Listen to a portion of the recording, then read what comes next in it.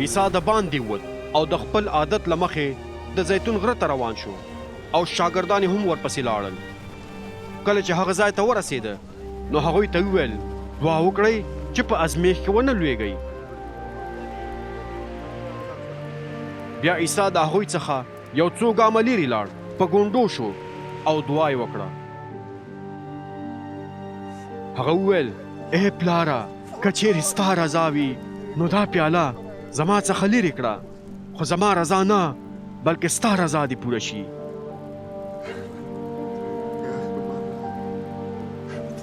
بیا د اسمان څخه یو فرښته هغه ته راښکاره شوه او هغه ته یې قوت ورکړ. عیسی په ډېر سخت حالت کې و او په ډېر جوش سره یې دعا وکړه او خولې یې د وینو د څاڅکو په شان په ځمکه باندې څڅېدلې.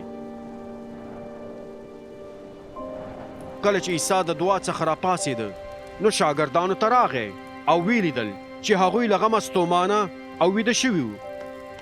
هغوی ته یې وویل تاسو ولې ویده یئ؟ پاڅېږئ او دعا وکړئ چې په ازمیښت کې ونه لویږئ. عیسی لا خبرې کولې چې یوه ډله راغله او یهودا چې د هغو 12 شاګردانو څخه و د هغوی څخه مخکې روان و. هغه عیسی ته ورنږدې شو چې ښکل یې کړي.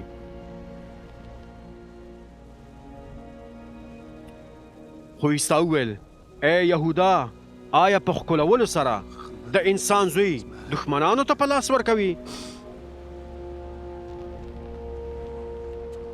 کله چې د عیسی شاګردانو ولیدل چې څه کیږي نو ویې ویل استاذه، آیا په تورې ووهو؟ د هغوی څخه یو تن د لوی کاهن په نوکر ګزار وکړ او د هغه ښي غوږ یې پرې کړ.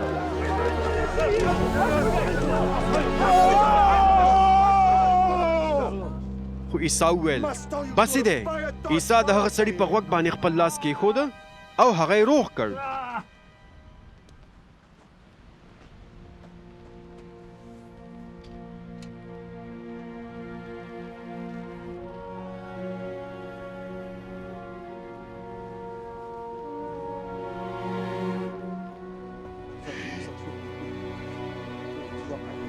بیا عیسی مشرانو کاهنانو، د خدای د کور د ساتونکو امیرانو او نورو قومي مشرانو ته چې د هغه د نیولو لپاره راغلي وو وویل آیا زه کوم داړمار یم چې د تورو او کوتکونو سره زما د نیولو لپاره راغلي یئ؟ زه هره ورځ تاسو سره د خدای په کور کې وم او تاسو زما د نیولو هڅه ونه کړه. خو دا وخت چې تیاره خپره ده نو ستاسو وخت دی.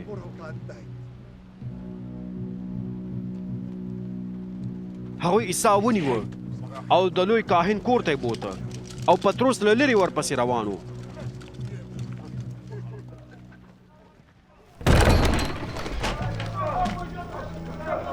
هغوی د حویلۍ په منځ کې اور بل کړ او ګرد چاپېر ورڅخه کېناستل او پطرس هم د هغوی سره کېناست. په داسې حال کې چې هغه د اور رڼا ته ناست و، یوې وینځې هغه ولید نو په ځیر یې ورته وکتل او ویې ویل دا سړی هم د عیسی سره و. خو پطرس منکر شو او وی ویل ای ښځې، زه هغه نه پیژنم. لږ وروسته یو بل سړي هم هغه ته وکتل او وی ویل ته هم د هغو له ډلې څخه یې. خو پطرس وویل ای وروره، زه نه یم.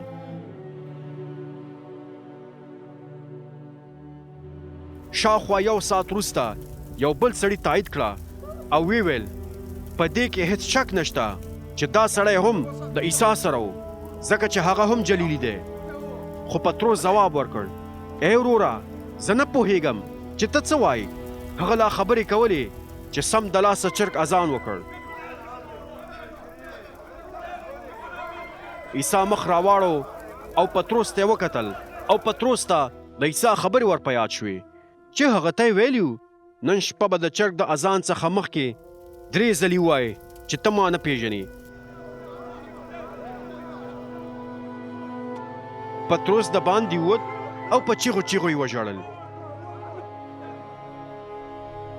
کومو خلکو چې د عیسی ساتنه کوله په هغه باندې ملنډې ووهلې او ویې واهه، د هغه سترګې وتړلې او پوښتنه یې ترې وکړه اوس له غیبه ووایه چې ته چا ووهلې، او نورې ډېرې سپکې خبرې هم ورته وکړې.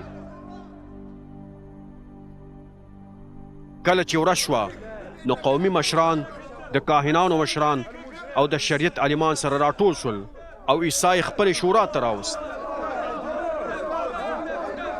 هغوی وویل مونږ ته ووایه چې ته مسیح یې. هغه ځواب ورکړ که زه تاسو ته ووایم نو په ما به باور ونه کړئ او که زه درڅخه پوښتنه وکړم نو تاسو به ځواب را نه کړئ. خو له دې وروسته به د انسان زوی د مطلق قادر خدای ښي لاس ته ناست وي. هغوی ټول وویل نو بیا ته د خدای زوی؟ عیسی ځواب ورکړ تاسو خپله وایئ چې زه یم. هغوی وویل نور موږ شاهدانو ته اړتیا نه لرو، موږ هر څه د هغه د خپلې خولې څخه واورېدل.